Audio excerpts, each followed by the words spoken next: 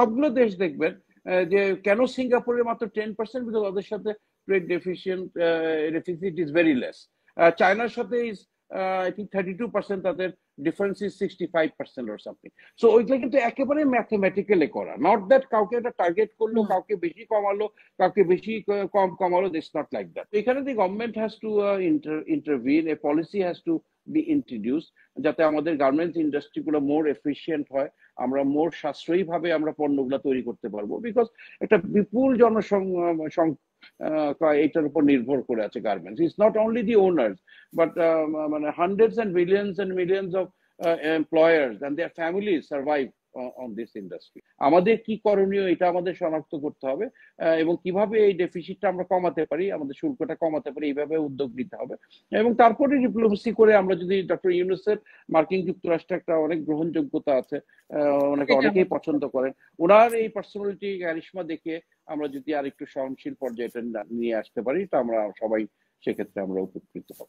আমি তখনও আশাবাদী ছিলাম যে এই, কারণ এটা ভারতের সাথে এটা প্রয়োজন আমাদের প্রধান উপদেষ্টার সাথে, because he is becoming the chairman of BIMSTEC and this initiative was mainly taken by India.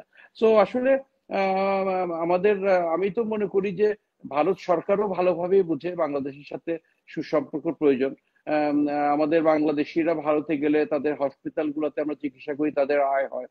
Kolkata মার্কেটে আমরা বিয়ের শাদী নানা কারণে বাজার সদাই করতে যাই, তাদের ব্যবসায়ীরা লাভবান হয়, আমরাও লাভবান হই। ভারত থেকে যে জিনিসটা কাপড়টা আমরা কিনে নিয়ে এসে বাংলাদেশে অনেক দাম হবে। So for the benefit of both the people of both the nation, this relationship is very important. এবং আমরা খুবই আমরা এখন অধীর আগ্রহে অপেক্ষা করে থাকবো আগামীকালকে কি আলোচনা হয়। বাট আমার মনে হয় না ওরকম এত সিরিয়াস কোনো বিষয় নিয়ে আলোচনা হবে, মূলত একটা সৌজন্য সাক্ষাৎ হবে, গ্রিটিংস হবে, এবং তারা যদি একটা স্টেটমেন্ট দেয় যে আমরা ধীরে ধীরে কাজ করব দুই দেশের সম্পর্কটা যাতে আরো সুদৃঢ় হয়, আমরা যাতে একযোগে কাজ করতে পারি, এই আশা ব্যক্ত করে, এটাই আমার তাদের কাছে আশা। কিছুদিন আগে চীন সফর করে আসলেন আমাদের প্রধান উপদেষ্টা, অনেক কিছু হয়েছে, একটা এগ্রিমেন্ট, বেশ কয়েকটা সমঝোতা স্মারক হয়েছে, বাট আমি যেটা চাচ্ছিলাম সেটা হয় নাই। রোহিঙ্গা ব্যাপারে কোনো ডিসিশন হয় নাই, বিকজ আমি বারে বারে বলেছি যে রোহিঙ্গা একমাত্র মায়ানমার চীনের কথায়, চায়নার কথাই শুনবে। একমাত্র চায়নাই যদি মায়ানমারকে বাধ্য করে, সেক্ষেত্রেই তারা রোহিঙ্গাদের নিয়ে যেতে বাধ্য হবে, আদারওয়াইজ নোবডি এলস। বাট এই ব্যাপারে প্রধান উপদেষ্টা গোয়া সম্মেলনে উল্লেখ করেছিলেন, এশিয়ান নেতৃবৃন্দের সাহায্য চেয়েছিলেন, বাট শি জিনপিং সাহেবের সাথে দেখা সাক্ষাতের সময় এই বিষয়টা উঠে আসেনি। এটাতে আমি একটু মর্মাহত হয়েছিলাম। But I think things are, এবং আমি একটু একবারই যখন সুযোগ পেলাম একটু 37% করটা নিয়ে আমি কি দুইটা কথা বলতে পারবো 2 মিনিট, তারপরে আমি শেষ করি আবার আপনার আগে? আমি একটু বলি, আমি এটা নিয়ে খুব স্টাডি করলাম। এখানে কিন্তু অনেকেই বলার চেষ্টা করবে যে ভারতের সাথে সুসম্পর্কের কারণে বাংলাদেশের উপর অতিরিক্ত করটা দিয়েছে, ভারতের কর দিয়েছে 26%, বাংলাদেশ 37%, পাকিস্তানের 29%, etcetera etcetera. But it was a very mathematical decision. Donald Trump ক্ষমতায় এসেছে এবার আমার মতে একমাত্র, যে গতবার যখন ক্ষমতায় ছিলেন US economy was very vibrant, মানুষের জীবনযাপন অনেক উন্নতি, আয় বেড়েছিল, এবং সে কারণেই সে আমেরিকান জনগণের জন্য যেটা ভালো সেই সিদ্ধান্তই সে নেবে। সে বের করেছে যে আমাদের দেশগুলোর সাথে ট্রেড ডেফিসিট কত।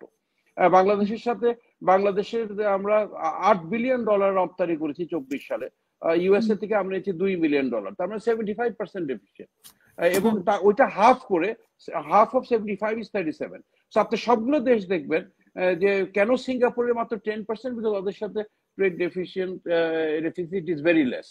চায়নার সাথে ইজ আই থিঙ্ক 32%, তাদের ডিফারেন্স ইজ 65% অর সামথিং।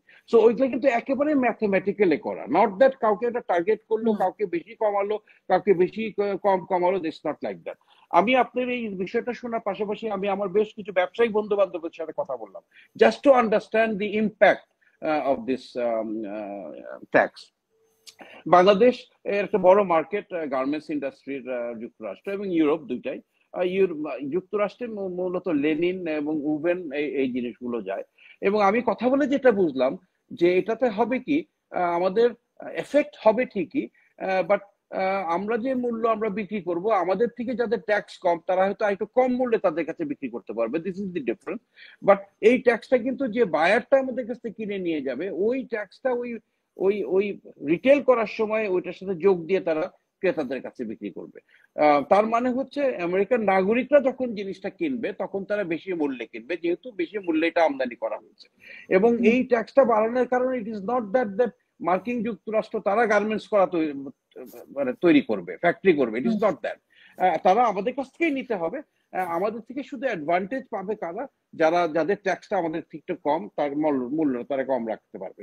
এবং আমাদের এখানে কি করতে হবে, we have to reduce this gap. We have to increase the import from USA. US থেকে আমরা গম আনি, ভুট্টা আনি, আমরা সয়াবিন আনি, স্টিল আনি, আয়রন আনি। তো আমরা এটা বাড়িয়ে দিতে পারি, এই ডিফারেন্সটা যাতে আমরা কমাতে পারি। এবং বাড়িয়ে দিলে তখন দেখা যাবে ইন্টারেস্টও আমাদের কমে যাবে। এবং আরেকটা জিনিস করতে হবে যে আমাদের গার্মেন্টস ইন্ডাস্ট্রি গুলোকে মোর এফিসিয়েন্ট হতে হবে, আমাদের খরচ আরো কমাতে হবে, so that more efficiently we can produce. ওরা কিন্তু এখন একটা দ্বিধার মধ্যে আছে, বিকজ এই আন্দোলনের পরে এখন সবাই আন্দোলন করে। আপনি ঢাকা শহরে বের হলে দেখবেন 10-12 জন রাস্তায় বসে আছে, তারা দাবি করছে এই বাড়াতে হবে, বেতন বাড়াতে হবে, এই বাড়াতে হবে। অনেক কিছু যৌক্তিক, অনেক কিছু অযৌক্তিক, এবং অনেক অযৌক্তিক দাবিকেও এই ব্যবসায়ীদের মেনে নিতে হচ্ছে। তো এখানে the government has to intervene, a policy has to be introduce, যাতে আমাদের গার্মেন্টস ইন্ডাস্ট্রি গুলো মোর এফিসিয়েন্ট হয়, আমরা মোর সাশ্রয়ী ভাবে আমরা পণ্যগুলো তৈরি করতে পারবো। বিকজ একটা বিপুল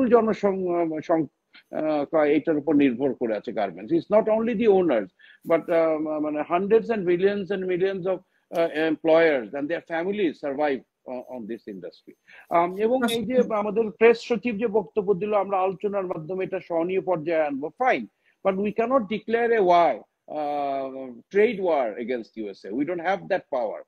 ইউরোপিয়ান ইউনিয়ন দেখলাম বক্তব্য দিয়েছে যে ট্রেড ওয়ারে কেউ বিজয়ী হয় না। একটা গ্রাউন্ডে যুদ্ধ করলে একদল হারবে, একদল জিতবে, বা ট্রেড ওয়ারে কিন্তু actually both the fighters loose.